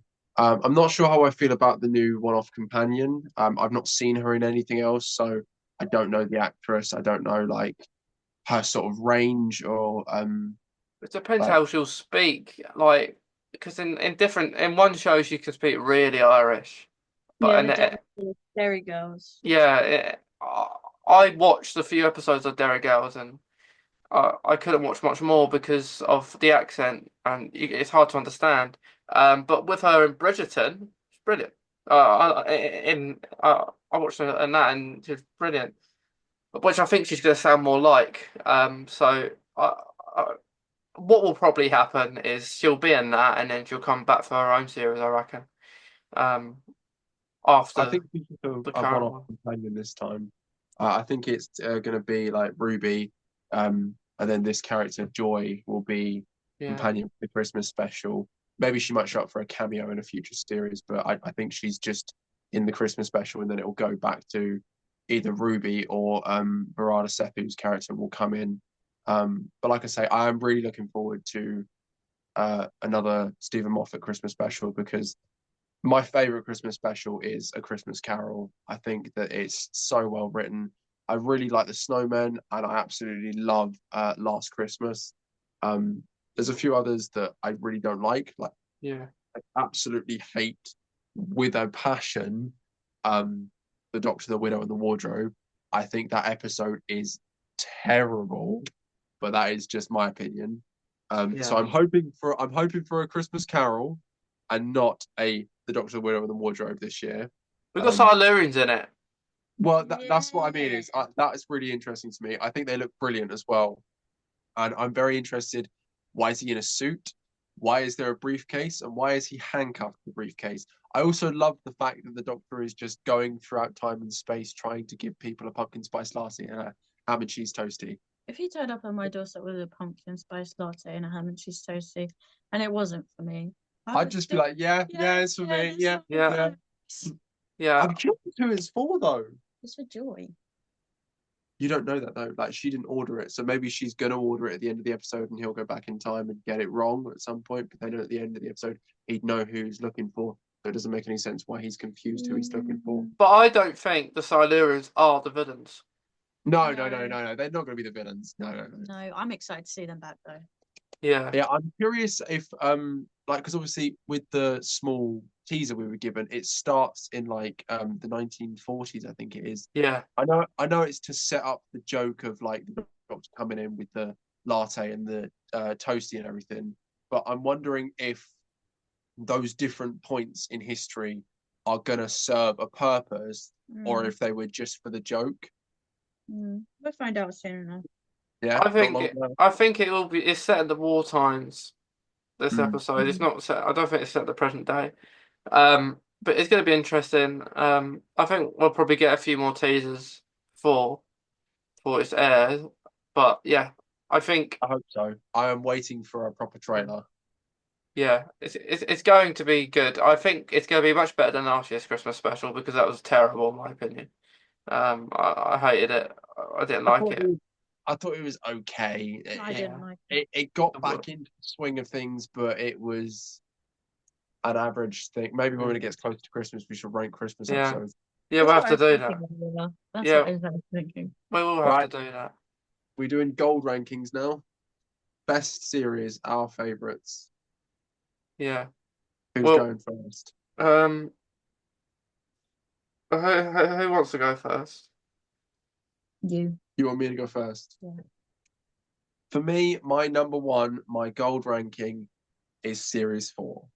And I think the reason for that is because as much as Matt Smith is my favourite Doctor, and he always will be, you can't beat a David Tennant episode. Like, there is not really a David Tennant episode that you can't put on and not in some way, shape, or form enjoy. And I think the whole of Series 4 is just banger after banger after banger. The only one in there for me that is a dud and that I don't enjoy is Turn Left. But if you really like weigh that up, one episode compared to like, what is it, like 13 others? I am including the specials as well. So like one episode to the 13 others. It's just the ratio, just it holds itself up. And their dynamic between Donna and the Doctor is perfect for me. I've always been a fan of them being friends, traveling the universe and like getting into scrapes and adventures. Like I said earlier when we started, I'm not a fan of the romance side of it. I like them to just have fun. I like that Donna stands up for herself. I like that she tells the Doctor no. Like, for example, in the Fires of Pompeii, when she tells him, I'm not telling you to save all of them, but just save somebody, please. Yeah, like the fact that she's begging him to go back and just save someone. And then he does it because he knows that he has to. Like, he doesn't have to let everyone die. I think it's a beautiful series. And like I say, if the 60th hadn't ruined its ending, it would have been perfect. Like, Donna's ending is so poetic, from her going from feeling like she's absolutely no one to becoming one of the most important people in the universe, and then having that ripped away from her, and for her to never know about it, but for her to be the reason the universe is still standing, is just so beautiful to me. Yeah, I agree. I think that series is, for me, I put the same. I put Series 4 too, because it is the best series and by a long mile, really. Because, like you say, every episode except for Turn Left is good. Maybe more others are more than others, but yeah, like you have Sarah Jane in it. You have so many companions in that series. Like it's just good. Like every single two-parter, three-part is brilliant. All the specials, probably the best specials. And it's not just because it's David Tennant. It's just because that standalone episodes are really good. Yeah, that's the best. Completely agree, honestly. Jesper, what did you put? Well, I didn't have the same. I put Series 2. And I know you gave me Evils earlier. Putting Series 2. If you evils, I just went, ugh. I don't like Ken and Rose's relationship thing. I don't mind it. I was going to say, excuse me. I don't like it for some things, but I'm glad she did get her happy ending. All right. All right. But I think I just could be saying series 2 because I love pretty much every episode in series 2 because that was, I think, the first proper series I watched that got me into Doctor Who. I think your nostalgia is talking. I'm joking. And the girl in the fireplace is in that episode. Obviously, that's in that episode. In Brilliant that episode. series, and with me, if it's in that series, it's gonna be top. Like, I love that episode so much. I got my tattoo a few weeks ago, so It's I brilliant. It is a Brilliant brilliant episode. episode. Like, it is an undeniably good episode. I love the series. I love the emotion it put me through. I know that sounds really sad, but I love No. how it made me feel. I love, again, there is some episodes, there's always going to be one episode that you don't really like. Fear her. That's the one that I didn't like, but they've removed it now, so I haven't got a problem. Way.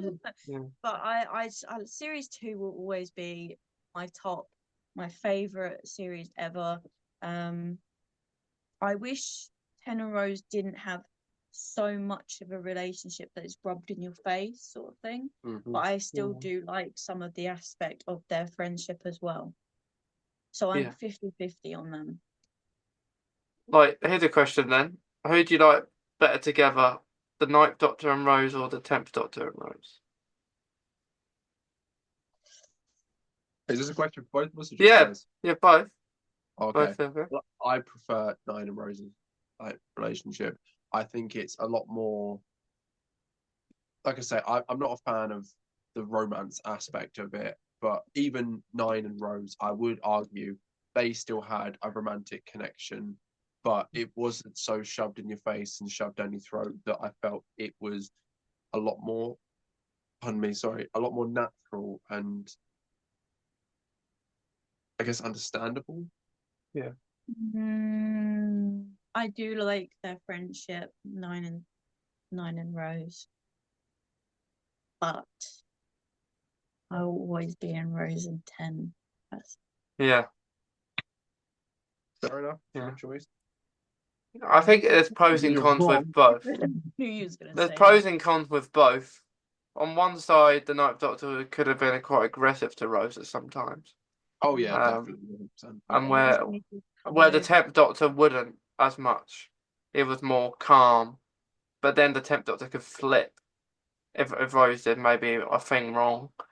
I actually heard a popular fan theory. Again, I don't know how true it is, and it doesn't hold up for every face, but I think I heard at one point that each companion affects how the Doctor is in their next like regeneration.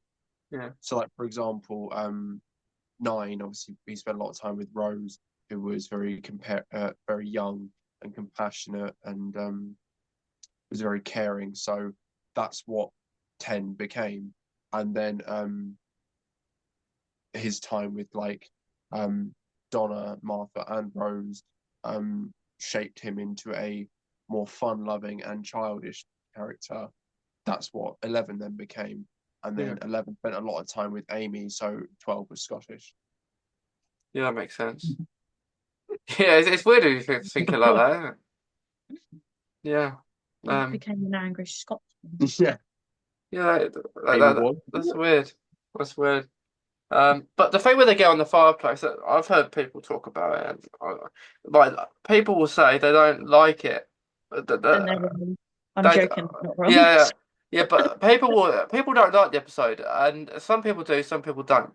And the reason I've heard that people don't like it is because that they don't like that the Doctor abandons. So some people don't like the relationship with Rose and the Doctor, but some people don't like that the Doctor abandons Rose for near enough the whole of the episode to go and see Madame de Pompadour, and they don't like that part. I do agree with that. It's one thing that always did bug me about that episode. Like I love that episode, and I do think it is truly brilliant. But I don't like how quickly the Doctor does abandon Mickey and Rose on a spaceship in the future, completely alone on a ship full of organs that are piloting it. Like, don't get me wrong, they'd probably end up going back to the TARDIS, and maybe eventually they might stumble across a button that takes them back to Earth. But even more so, they're more likely to stumble across a button that causes the TARDIS to implode and blow up the universe.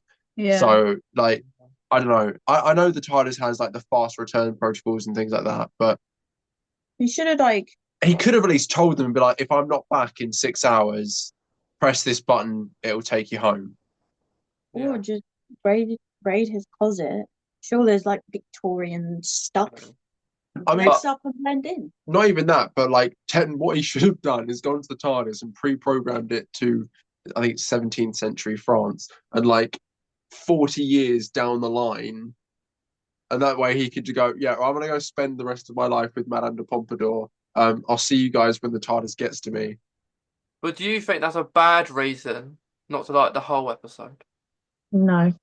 Ah, I think that it's not very thought through on the writer's side for the episode.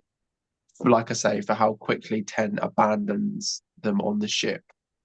If he had said, like I say, if there was some kind of a comment or offhanded where he says, well, I'm not back, go back to the TARDIS, it will take you home, it will take you to me, whatever, I think it's more understandable. But because he literally just goes, see ya, and goes with leaving them high and dry, and even Mickey going, what do we do now? Is he coming back? How do we get home?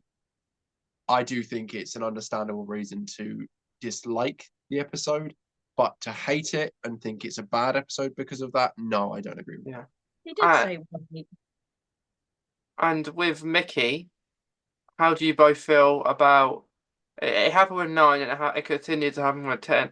It was almost like the Doctor had a hatred towards Mickey and didn't like him.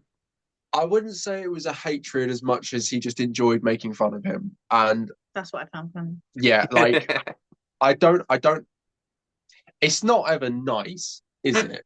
No one ever wants to be the friend that's made fun of. But That's me and my what I friend. hate more is the fact that Rose just allows it. Like she sits by and she encourages it and she laughs at all the jokes. And I don't know why Mickey puts up with it for as long as he does. But in the same way, I'm glad he did because it makes him into the character that he then becomes. Like he does develop self-confidence to the point where like he turns to Rose and goes, my grand's alive in this parallel universe. I'm gonna stay here. And then when she passes away peacefully because he got to spend all that extra time with her, he then decides, I'm ready to come back to my universe. I've changed as a man. I'm more confident. I'm more assertive. I know who I want to be and what I want. Okay, then, so because of that, what happens to Mickey? Do you think Rory is a similar character to him? Very much so. Yeah. And I agree for the same reasons. I like the fact that um, how he develops from being so shy and kept to himself and unsure of himself. And then again, he becomes more assertive and fights for what he believes in and what he thinks is right, and standing up to the Doctor and saying that I don't agree with your methods and I don't want to travel with you if this is how the universe is. And he waited and protected Amy inside of the box, even though the doctor said she was going to be safe. He still waited. Yeah. Yeah. It's annoying, but they do it on purpose, don't they? Now, who do you prefer out of Rory and Mickey? Rory. Yeah, me too. Yeah, I prefer Rory too. I feel like he has more of the story than Mickey. Yeah. And I just felt Mickey was just there, unfortunately. With Rory, I didn't feel that way. I thought Rory actually had a story to him, where Mickey didn't. Unfortunately, Mickey very much just was the robot dog. Yeah, what they wanted him to be.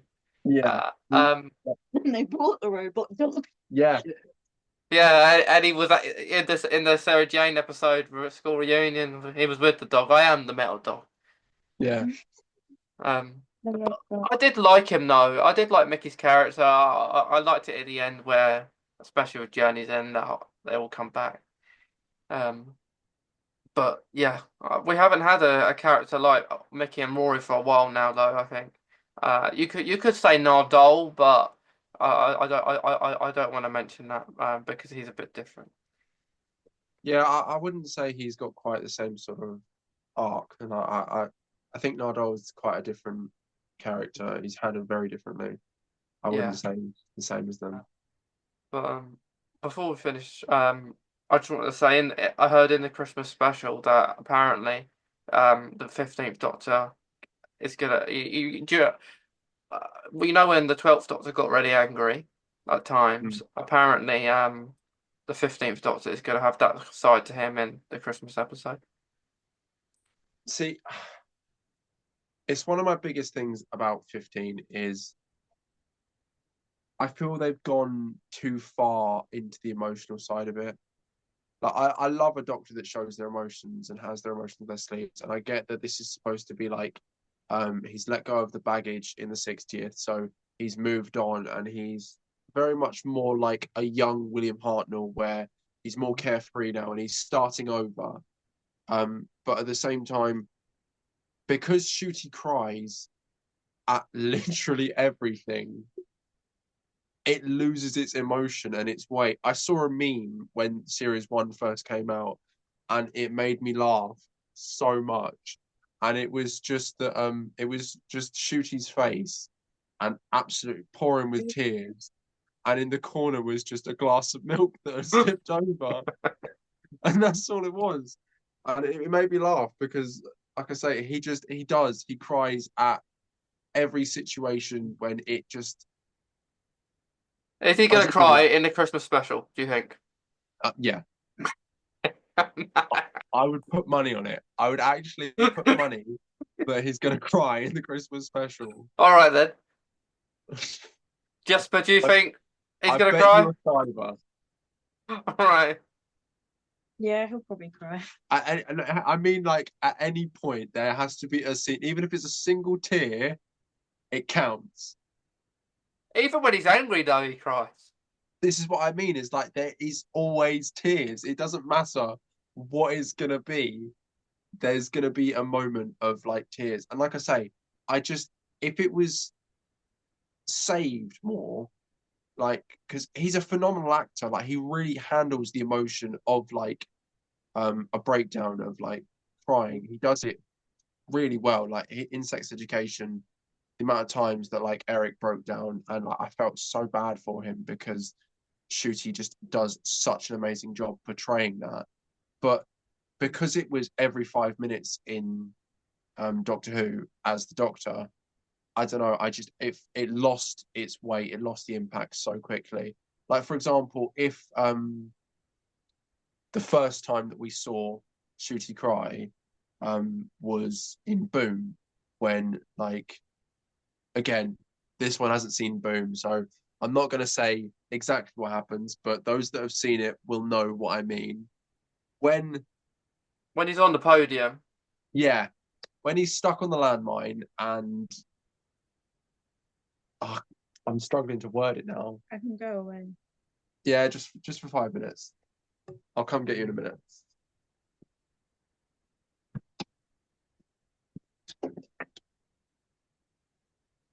When obviously Ruby gets attacked by the ambulance and then like obviously falls down the cliff and she is slowly dying and her life signs are being read and it's slowly going out.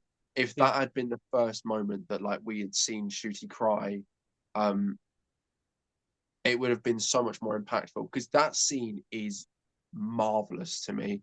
Like the way that he literally has no words and all he can muster is just a noise because he knows he can't move because if he moves, the landmine goes off, planet goes. So he can't run to the companion, he can't save them, he can't help them. He just has to stand there motionless and watch as the consequences unfold. If that had been the first time that he'd cried, it would have had so much more weight to that situation. Or in like Dot and Bubble at the end of that, when he has his outburst because all of those people there are just prejudiced and they're absolute assholes. And he's quite literally extending his hand saying, I can save you. Please come with me. And they just go, no, we're going to be pioneers and go and do it how our ancestors did. But the only scene he had, he cried. Exactly. So wait, Scott, let's count So let's go through all the episodes quickly, and then we can see how many times if he cried in every single one. So did he? Do we remember if he cried in like what was it the giggle? Did he Uh, cry when he regenerating?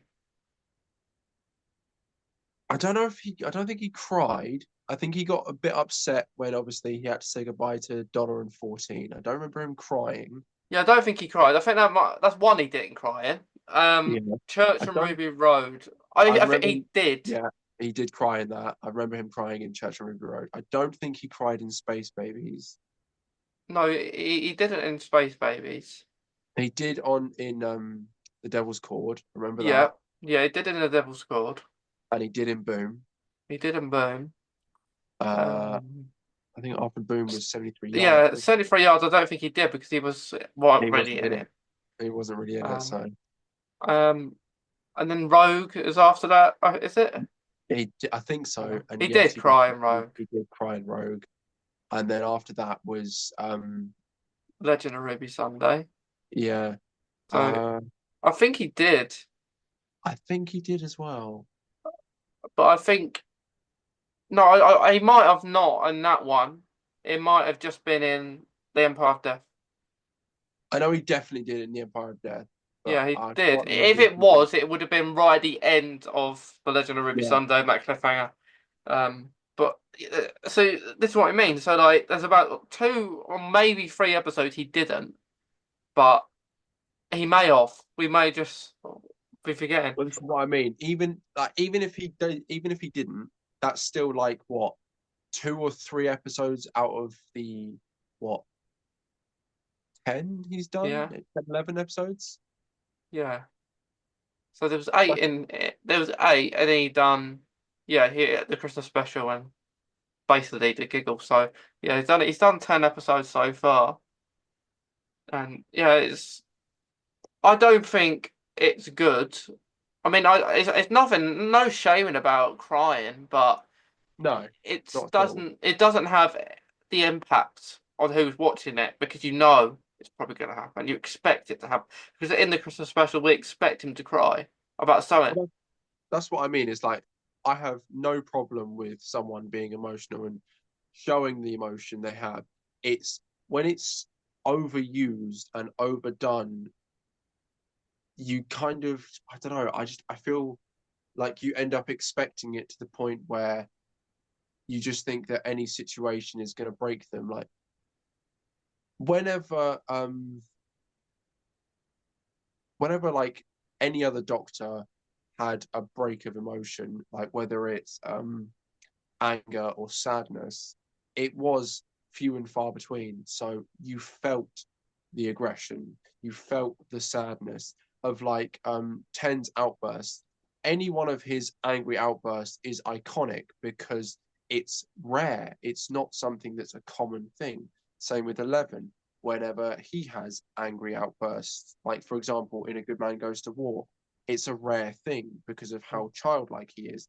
So it's one of those things that's used well because it's not a common thing. Yeah, It's our cat, by the way, awesome. and she's gone. But yeah, that's the thing. He just cries too much, and with other doctors, it happens when you're supposed to like it. If it's like if you lose everyone or something like that, but it's just happening to. In some instances, you can understand why he's crying, but in some you can't. Like in The Devil's Cord, that wasn't necessary to cry. No, Um, like Boom was actually. Boom was one of the few he did, and you yeah, would expect. Um, but yeah, like when you're screaming in the finale, where he's screaming in the TARDIS and he cries, you could say that's understandable, but maybe he doesn't need to cry there. Maybe he can just scream. You don't need to yeah, scream and cry. Um, completely. Yeah, um, I would 100% agree with yeah, that. The tears are what pushes it over because, like you say, he is just always crying, and there is not a problem with a man crying. It's just it's so overused to the point that you do just see them as a character that is always crying. yeah.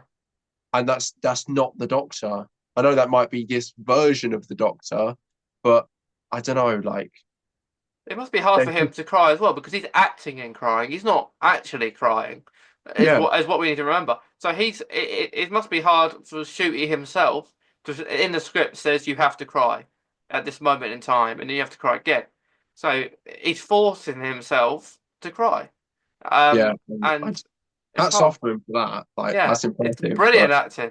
It's brilliant acting for crying all the time, but like I can understand because at that in the Empire of Death, you can understand why he's crying because he's lost everything, but he's crying like a baby at that point. And it's nothing yeah, like we said, it's nothing against being emotional and that. We can understand, but like I know for a fact when I cry, I don't cry about everything. Like everyone's different, of course, but say some instances something can be sad but you don't cry, and some people are more emotional, and it is different because the Doctor normally isn't emotional at all. um but yeah, we'll see. We'll see in the Christmas special if he cries again.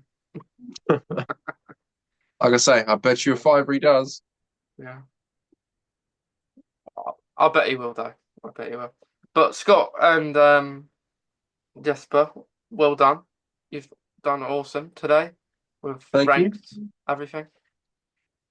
Is there anything anyone else wants to say before we go? Just Um, thank you so much for having us again. Yeah, well, And our cat is being a menace. Um, yeah, we'll definitely do some Christmas rankings at some point. Um, we could do it maybe after the Christmas episode, then we can add it in. yeah, yeah. Yeah, or we could do it before and do the pride and add. We'll talk about it and we'll decide what we want to do. Uh, Or as an idea, what we could do a ranking before, do like record on, I don't know, 23rd, 24th, whatever. Rank the episodes and predict where we think this episode might rank in the Christmas specials, and then after we can see if we were right. yeah. Well, what we could do this time is instead of record, but we could do maybe an Instagram live where other people are there as well, like Yeah, watching us do it, because yeah, I'd love that. it well, when we're pre-record, not people see it afterwards. So if we did an Instagram live maybe a few days before Christmas, or towards the middle or just before this Christmas, and then we can rank now. And then we do it after, so we might change our thought after. Instead, yeah, Sounds brilliant. yeah, I am definitely in. You yeah. in? we'll do Sorry, it. We're in. that was being a pain. We'll do it. But thank you guys, and thanks to anyone seeing this today. We hope you've enjoyed it. Ranking each of the episodes. Um, there are a few more episodes before Christmas, so enjoy them. But yeah, thanks guys, and have a nice rest of your day. Thank Thank you, you. Mason. Bye, guys. Bye.